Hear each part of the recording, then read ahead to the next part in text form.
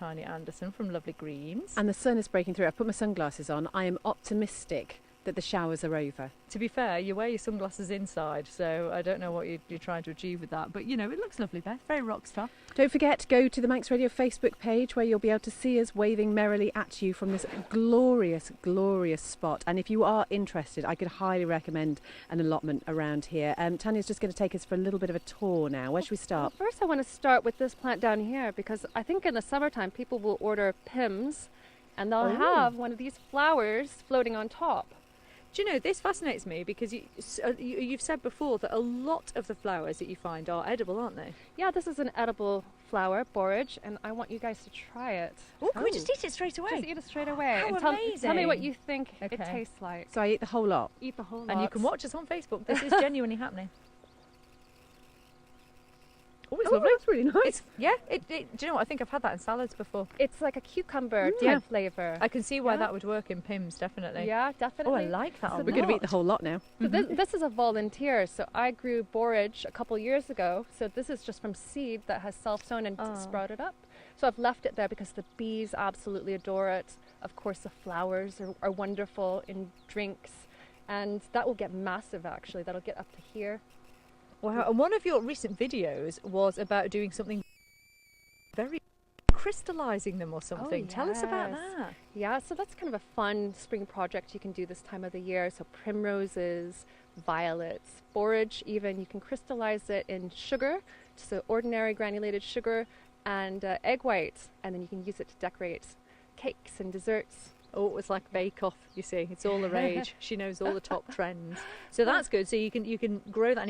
And if you don't have an allotment, could you grow something like that in a pot in your home? Absolutely. You can. If you have a will to grow something, there's probably a way to grow it in a pot. Excellent. We like that. Okay, so what else have we got? Let's have a walk around. So this is a little area that I grow perennials, and so I've got some Welsh onions, which are kind of like gigantic chives. They're just growing down there. And I've got various flowers and feverfew, which is a medicinal herb. And what can you do with feverfew? You say it's medicinal. What does it do? It's a powerful herb to count. And then down here in the corner, herb that tastes like celery. It gets huge. Try that. Okay. Yeah. While you're explaining, I'm just. And you can see that there's some tadpoles down here as well.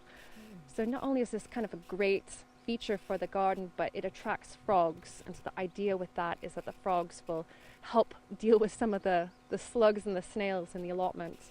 And there's loads. There were two massive clumps of frog spawn earlier this year, so around Valentine's Day. And they've all hatched and they're all merrily swimming around the pond. It's interesting you talk about sort of the slugs and snails, because not everyone again has the room for a pond, or they might not want one if they've got small children. How else do you deal with pests like that in the garden? Well, you have to reduce places where they can hang out. So if you've got piles of timber or piles of rocks, even raised beds to a certain extent, if you have those, that creates a place for them to live. So reducing those spaces helps to clear the area. You can spot the slugs and snails a lot easier and either pick them off or use organic methods, beer traps. Speaking of slightly larger creatures, and again, highly recommend you check the Facebook out for this because I'm about to point at something which is beside us. You've had to construct some netting over this particular patch. Why is that, Tanya? This is quite a unique situation that we have up here. So underneath here are my new potatoes. So I've got first and second earlies, and we have quite a lot of pheasants up here at the site, and they will dig up the potatoes earlier in the year and they'll eat them. And I actually already found that some of my potatoes have been dug up a couple days ago. So I constructed this little contraption with just some old bamboo and string and netting that I had just to keep them out of there. Who knew that pheasants ate potatoes? It probably everybody else except me. I didn't know anyway. We features where we find out what we can grow ourselves, because that's the key here, is really to get people who don't necessarily consider themselves to be green fingered to be able to grow something and see that have a go at some.